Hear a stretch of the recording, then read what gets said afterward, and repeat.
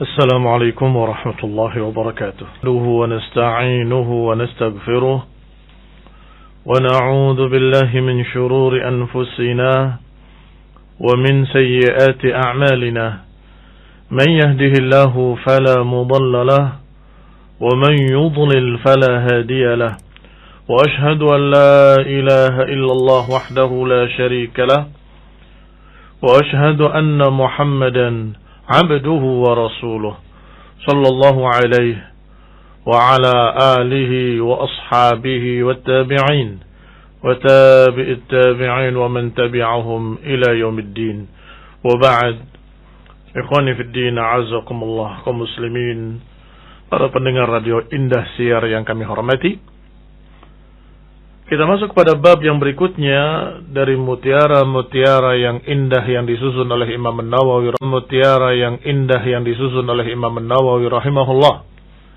yaitu bab taubah, bab bertaubat. Sebagaimana biasanya Imam An-Nawawi rahimahullah menyusun mutiara-mutiaranya diawali dengan ucapan Allah Subhanahu wa taala, kemudian dengan ucapan Rasulullah SAW. Hanya saja pada bab taubat ini beliau sebelum masuk pada dalil, beliau berbicara definisi. Sehingga beliau berkata di awalnya, qala al-ulama'u at-taubatu wajibatun min kulli dhanbin fa in kanat al-ma'siyatu bainal 'abdi wa bainal Allah ta'ala la tata'allaqu bihaqqin adamiyyin falaha thalathatu syurut. Kata beliau, berkata para ulama, yang namanya taubat hukumnya wajib dari segala macam dosa.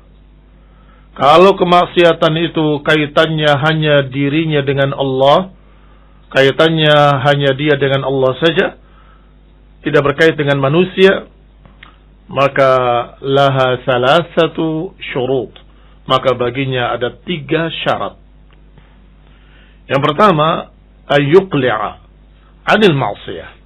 Yang pertama, dia menghentikan kemaksiatan tersebut, berhenti dari perbuatan dosanya. Watsani an yandama ala fi'liha. Syarat kedua, hendaklah dia menyesali apa yang dia perbuat. As-salis, yang ketiga, an ya'zima an la ya'uda ilaiha abada. As-salis, yang ketiga, hendaklah bertekad untuk tidak mengulanginya selama-lamanya. Bertekad untuk tidak kembali pada dosa tersebut selama-lamanya. Fa in fuqida ahadus salasati lam tasih taubatuhu. Kalau hilang salah satunya, maka taubatnya tidak sah. Demikian kata beliau rahimahullahu ta'ala. Maka kita mendapatkan faedah penting dari beliau bahwa yang namanya taubat itu adalah bertaubat kepada Allah Subhanahu wa taala, dan di dalamnya terkandung 3 perkara. Yang pertama, menghentikan. Kalau dia bertaubat tapi tetap atau dalam keadaan terus mengerjakan perbuatan dosanya, itu bukan taubat namanya. Orang berbuat dosa, memegang khamar di tangannya sambil berkata, astagfirullah, astagfirullah, saya mau berbuat dosa. Astagfirullah, saya bertaubat pada Allah, minum lagi. Kemudian berkata istighfar, dalam keadaan di tangannya masih memegang botol khamr tadi. Ini bukan taubat. Mengapa? Karena la yuqli'. Adapun taubat seperti para sahabat radhiyallahu anhum ajma'in ketika turun ayat innamal khamru wal maisiru wal azlamu rijzun min amali syaitan, ketika turun ayat yang menyatakan sesungguhnya khamr, judi, undi nasib adalah perbuatan kotor dari perbuatan syaitan, maka mereka pun menyatakan intahaina, intahaina, kami berhenti. Dan mereka buang apa yang di tangannya, apa yang ada di bejananya, apa yang ada di drum-drum mereka, tentunya drum kayu waktu itu. Mereka membuangnya seluruhnya. Apa yang di tangan, apa yang di botolnya, apa yang di rumahnya. Semuanya mereka buang, sampai diriwayatkan oleh para ahli sejarah, Zuqaq al-Madinah Zuqaq itu gang-gang Madinah, semuanya becek dengan khamr. Becek dengan khamr karena mereka semua membuang khamr tersebut. Dan mereka berkata, intahaina, intahaina. Ini an yuqli' anil ma'asiyah. Berhenti dari kemaksiatan tersebut. Yang kedua, disebutkan oleh beliau, an yandam, menyesali. Ada orang yang berhenti dosa, tapi tidak menyesali. Suatu saat saya akan berbuat lagi. Waktu itu saya pernah berbuat dosa, nikmat sekali. Terbayang-bayang terus, nanti saya akan lakukan lagi kapan-kapan. Sekarang saya taubat. Tidak bisa begitu. Artinya dia belum bertaubat karena tidak menyesali sama sekali, bahkan merencanakan ingin berbuat kembali.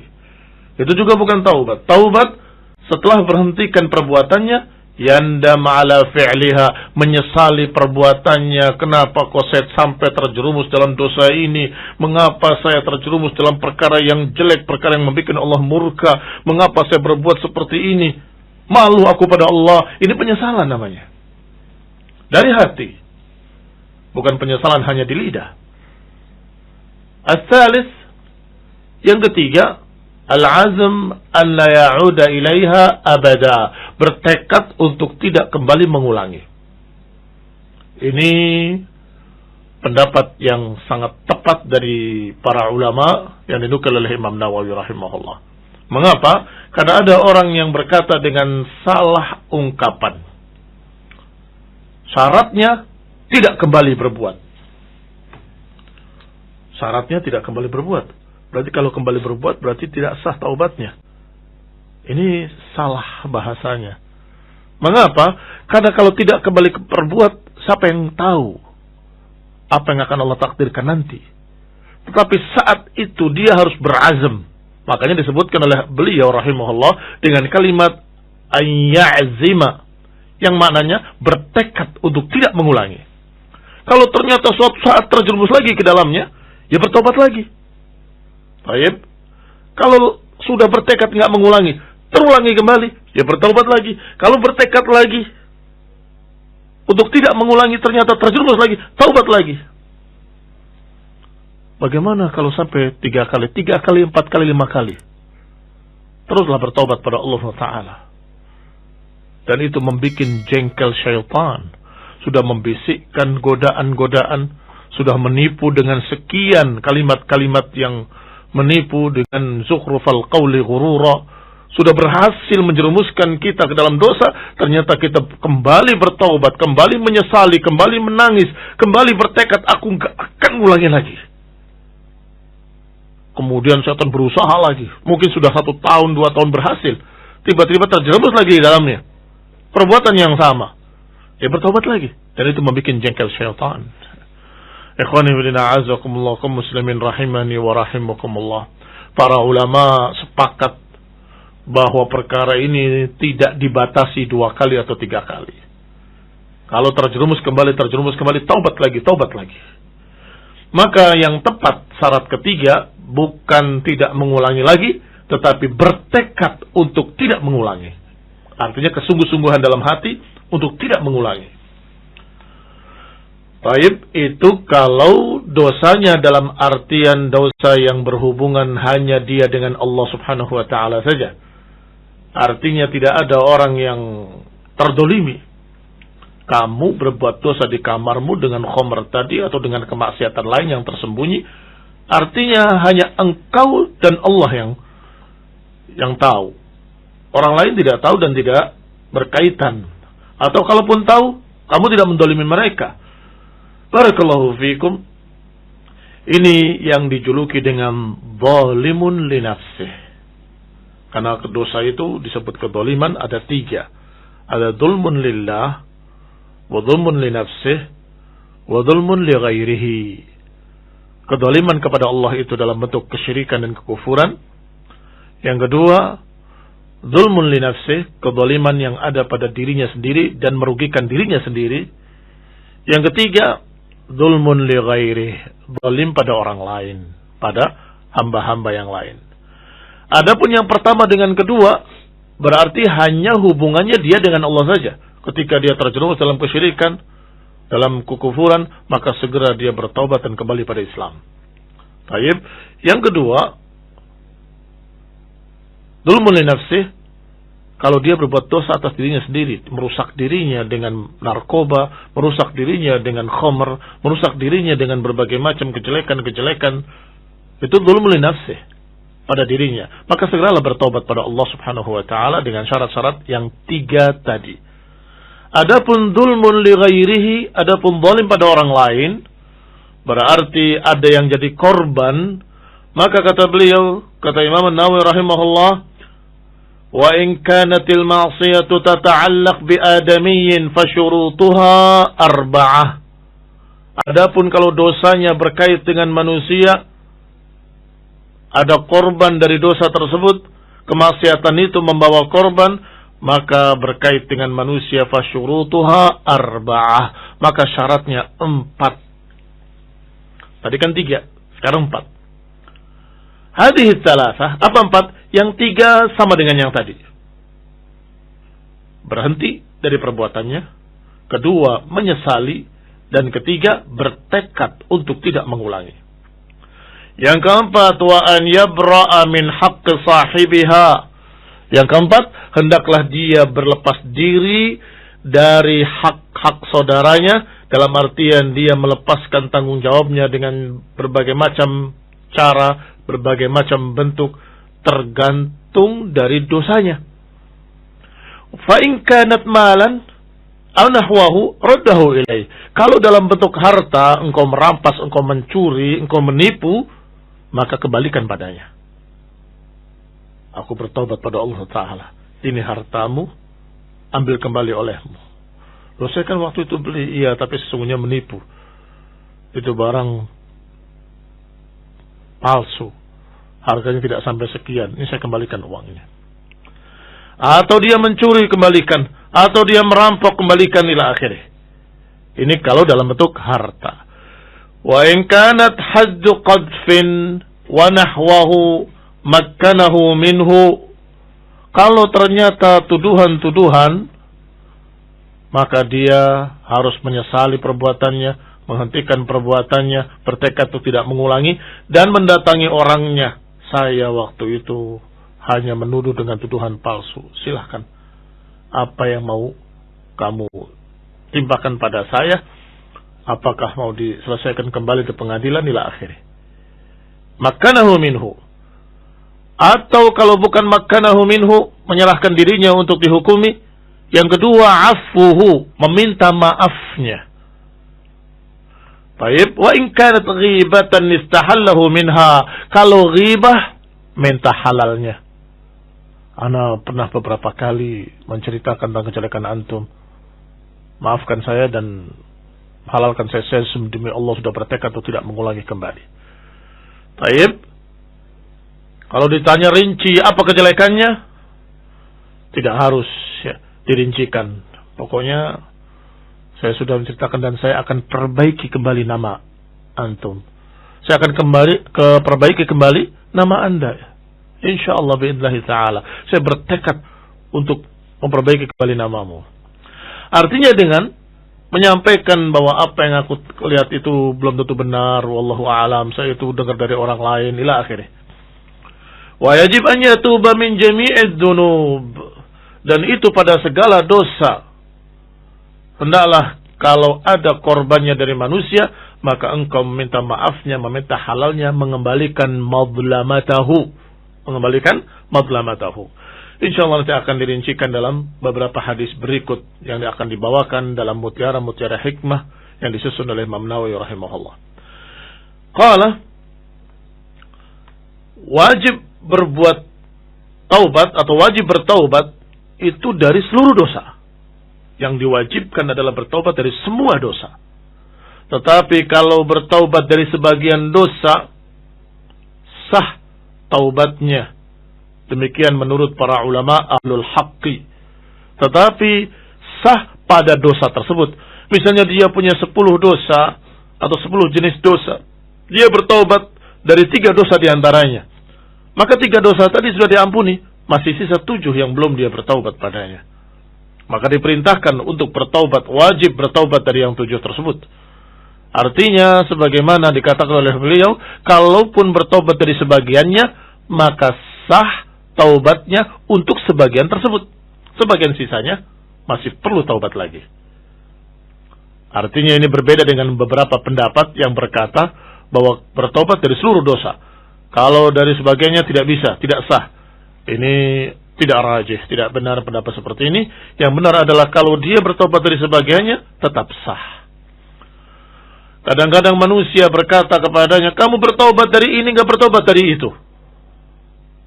Biasanya, teman-temannya yang biasa berdosa dengannya, yang biasa berbuat maksiat bersamanya, ketika dia bertobat akan berkata, kamu bertobat dari ini, padahal tidak bertobat dari itu.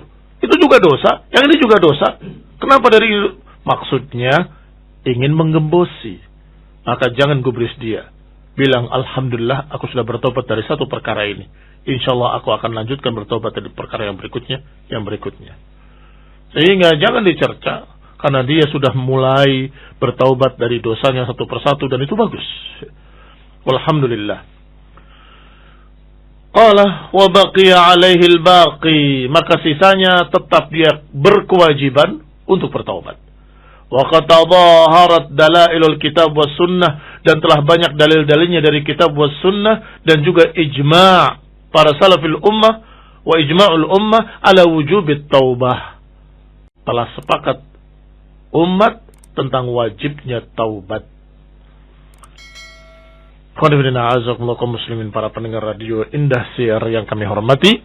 Walhamdulillah, beliau sudah jelaskan apa makna taubat dan apa syarat-syaratnya. Maka mulailah beliau akan membawakan dalil-dalilnya satu persatu. InsyaAllah kita akan baca dan akan membahasnya pada pertemuan yang akan datang bi'idnillahi ta'ala. Di antaranya yang pertama, ayat Allah subhanahu wa ta'ala dalam surat An-Nur, tubu ilallahi jami'an ayyuhal mu'minuna la'allakum tuflihun. Bertaubatlah kepada Allah seluruhnya, wahai kaum mukminin, agar kalian mendapatkan falah. Wallahu ta'ala alam bisawab. Wassallallahu ala Muhammadin wa ala alihi wa ashabihi wa sallam tasliman katsira. Jazakallahu khair kepada Ustaz Muhammad yang telah menyampaikan mutiara indah dari Imam Nawawi rahimahullah. Semoga memberikan manfaat. Dan tadi terkait dengan definisi dan syarat-syarat jasad. Dan tentu saja nanti insyaallah setiap hari kita akan ikuti dari ayat-ayat Al-Quran yang semoga akan memberikan kepada kita motivasi untuk kita bertobat. Baik kaum muslimin, kita buka ruang tanya jawab untuk Anda, dan silakan Anda tanyakan di 0853 16 25 kali kemudian 6. Pertanyaan pertama, Assalamualaikum warahmatullahi wabarakatuh. Assalamualaikum warahmatullahi wabarakatuh. Mau bertanya tentang hukum menyewa lahan atau pohon buah. Contoh, saya punya lahan yang ada pohon mangganya, disewakan ke orang lain untuk dipelihara dan dimanfaatkan pohonnya. Bagaimana hukumnya? Apakah termasuk riba? Jazakallahu khairan.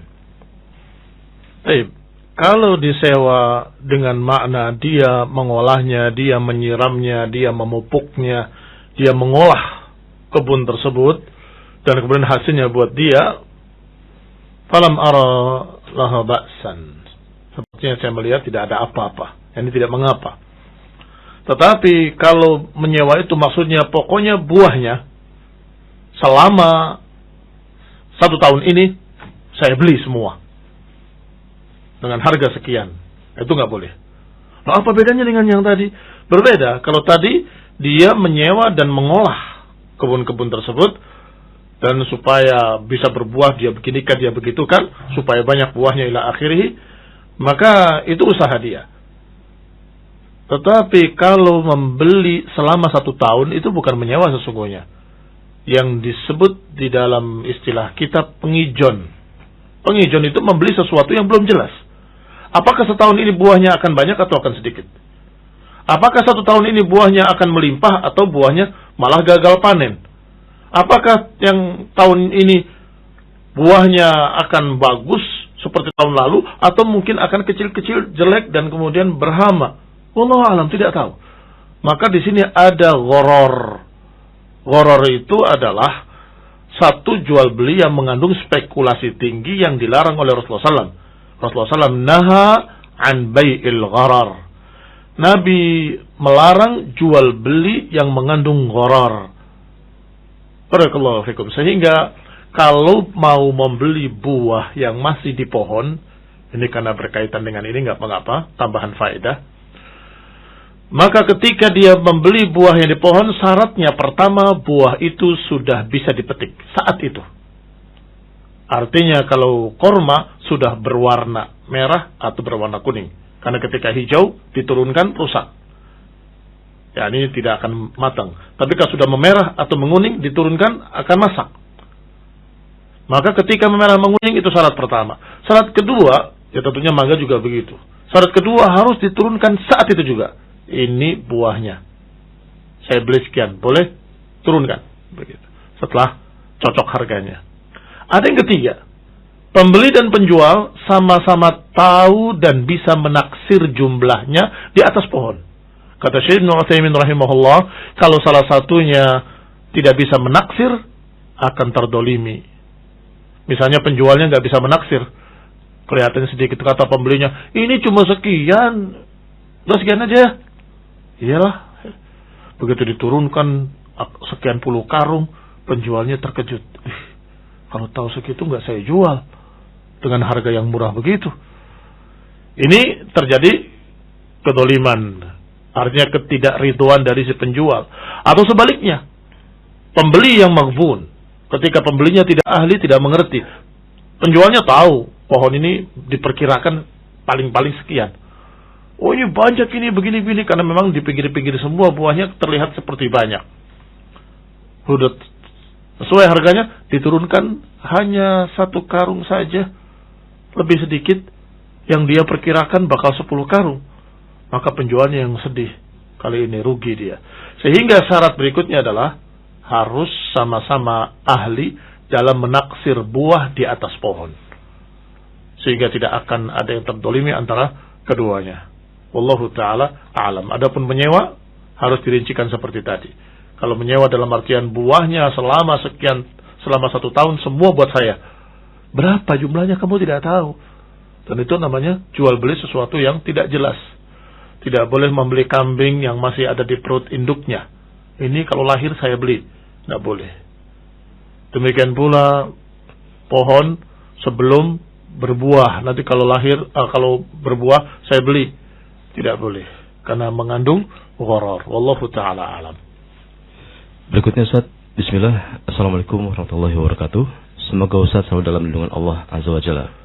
Afwan Ustaz, apakah memasang AC untuk masjid termasuk amalan jariah?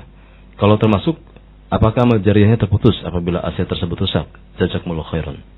Nah, semua apa yang membantu kaum muslimin dalam ibadah mereka adalah amal jariah. Seorang dalam keadaan beribadah pada Allah membutuhkan ketenangan, membutuhkan ketentraman. Kalau panas, berkeringat, dia gelisah dan tidak akan khusyuk salatnya. Tetapi dengan air conditioner tersebut, dia akan sejuk, akan tentram, bahkan bisa jadi dia akan lebih khusyuk doanya, dan bisa jadi akan didoakan pula orang yang memberikannya. Masya Allah. Tetapi namanya jariah selama barang tersebut bermanfaat. Kalau itu bangunan, selama dia terus bermanfaat, maka dia jariah. Selama digunakan, maka dia jariah. Ketika berhenti, ya berhenti. Demikian pula AC, ketika rusak dalam artian bisa diperbaiki, ya jariah lagi, nyambung lagi. Tapi kalau artiannya sudah suatu saat kan memang akan rusak lah. Kullu man 'alaiha fan. Bukan hanya AC, masjid juga suatu saat akan rusak.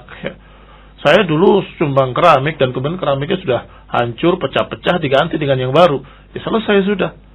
Barakallahu fikum. Wallahu ta'ala alam. Mudah-mudahan Allah akan lipatkan pahalanya berlipat-lipat kali di sisi Allah Ta'ala, dan akan Allah berikan jariahnya terus-menerus. Wallahu ta'ala alam. Berikutnya, apakah hukum video call? Jazakumullah khairan. Barakallahu fikum. Baik. Nah, sebagian ulama membolehkan dengan syarat tidak direkam, yani yazul. Saat itu saja terlihat, kemudian setelah itu hilang. Nah, sebagaimana pernah ditanyakan kepada beberapa ulama seperti Syekh Shalal Fauzan, wallahu taala a'lam. Pertanyaan berikutnya, Afwan Ustaz, saya penuntut ilmu ingin menyebarkan agama, tapi kepada Allah kadang keliru dalam bersikap, tidak sesuai dengan al-haq. Di sisi lain, Ana ingin memberikan manfaat kepada masyarakat sekitar ana yang banyak. Mohon bimbingannya Ustaz. Mana yang lebih selamat untuk ana? Wahai para pencari ilmu, tugas kalian adalah mencari ilmu dan itu tugas utama. Kalau ada orang lain yang lebih berilmu di tempatmu, di sekitarmu, menyampaikan ilmu, walhamdulillah, kamu bersyukur pada Allah dan teruskan thalabul ilm.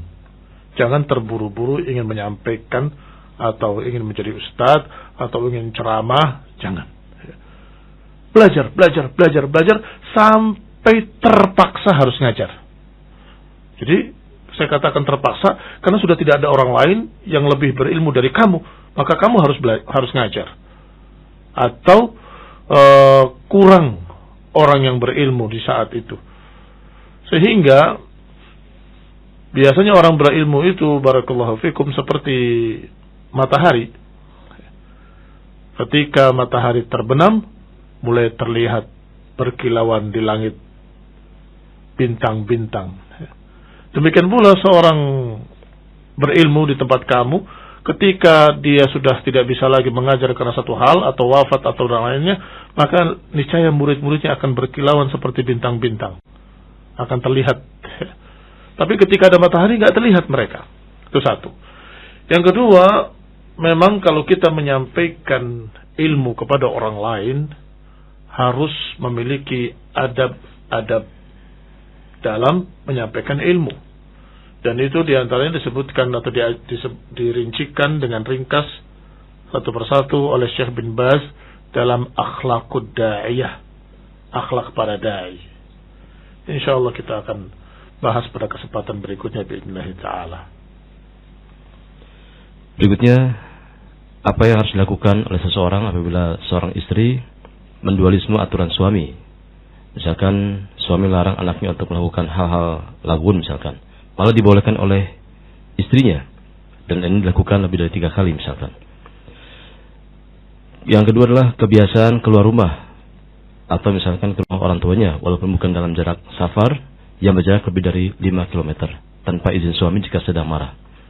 Jazakallahu atas jawabannya, Ustaz.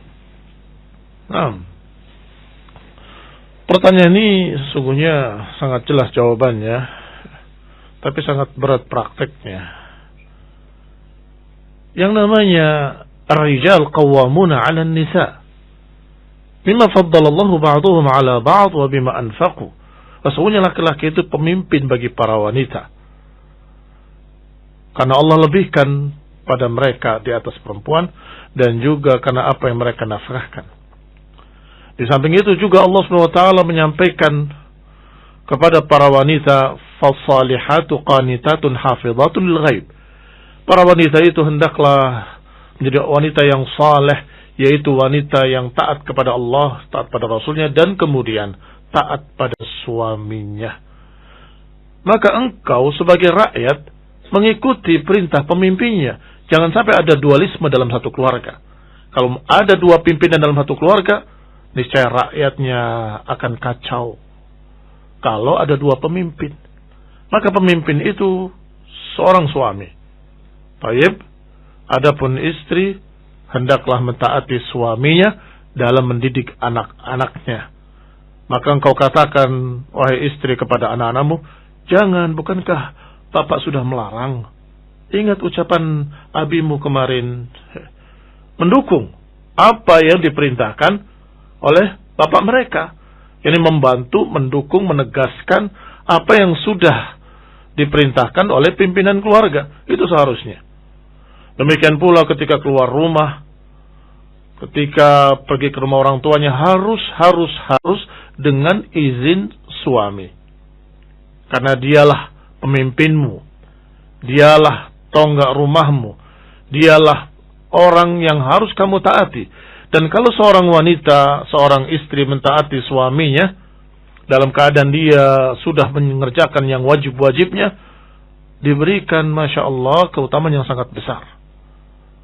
Di antaranya kata Nabi SAW, wanita ini idza sallat khamsaha wa shamat syahraha wa ata'at ba'laha, kalau seorang wanita sudah salat 5 waktunya, sudah puasa bulan Ramadannya, dan kemudian mentaati suaminya, maka dia dipersilahkan masuk ke dalam surga dari 8 pintu yang dia sukai. Mana yang mau dia masuki? Min abwabi thamaniyati sya'at. Silahkan masuk ke jannah. Min abwabi thamaniyati sya'at. Silahkan masuk dalam surga dari pintu manapun yang 8. Dan masih banyak lagi keutamaan-keutamaan seorang istri yang salehah yang mentaati suaminya. Hanya saja saya ingatkan kepada suami, para pemimpin, hendaklah dia memimpin dengan adil dan bijak.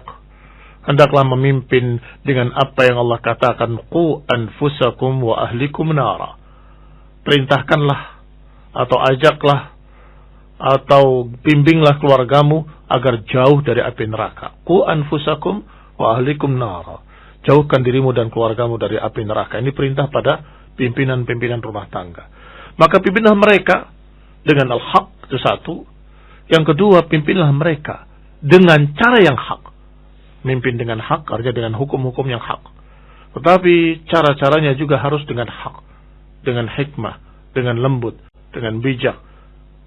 Sehingga dia tahu kebutuhan istrinya, kebutuhan anak-anaknya. Maka hendaklah dia katakan pada istrinya, nanti ya, besok atau lusa kita akan ke sana. Artinya melarangnya karena satu hal yang suatu saat akan diizinkan, karena silaturahmi pada orang tua adalah khair. Barakallahu fikum. Sehingga kalau tidak bijak kemudian terjadi pelanggaran-pelanggaran, kita tidak bisa salahkan satu pihak. Tetapi bisa jadi dua pihak ada kesalahannya masing-masing. Wallahu ta'ala a'lam. Apakah dengan melunasinya terus terhindar dari riba? Kalau engkau sudah menandatangani teken kontrak bahwa kalau saya terlambat sekian 1 bulan ini saya akan tambah sekian, kalau begini saya akan tambah sekian, itu artinya kamu sudah mensujui riba, dan itu sudah salah. Walaupun kau bisa melunasinya secara lengkap, tidak pernah terlambat, tetapi kamu sudah menyatakan saya setuju kalau ditambah harganya, kalau tambah panjang waktunya, tambah harganya, saya setuju. Itu sudah menyetujui riba. Bertobatlah pada Allah SWT. Barakallahu fikum. Baik Ustaz, waktunya sudah habis, dan jazakallahu khair atas kesempatan Ustaz untuk menyampaikan kajian Islam dan menjawab pertanyaan-pertanyaan kami. Dari kaum muslimin, insyaallah kita akan lanjutkan esok hari pada waktu dan kesempatan yang sama, masih dalam bab tentang taubat. Dan terima kasih atas atensi Anda dalam pertanyaan-pertanyaan, dan semoga akan memberikan manfaat bagi kita semuanya kaum muslimin. Dan kami ucapkan mohon maaf yang atas salah dan kurangnya, dan juga semoga apa yang kami sajikan dapat bermanfaat.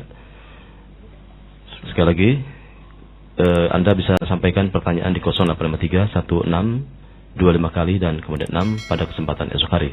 Adapun pertanyaan yang belum terjawabkan, kami mohon maaf, insyaallah semoga akan terjawabkan pada kesempatan esok hari. Al-kalam wa sallallahu ala Muhammadin walhamdulillahirabbil alamin. Subhanakallahumma wa bihamdika asyhadu an la ilaha illa anta astaghfiruka wa atubu ilaik.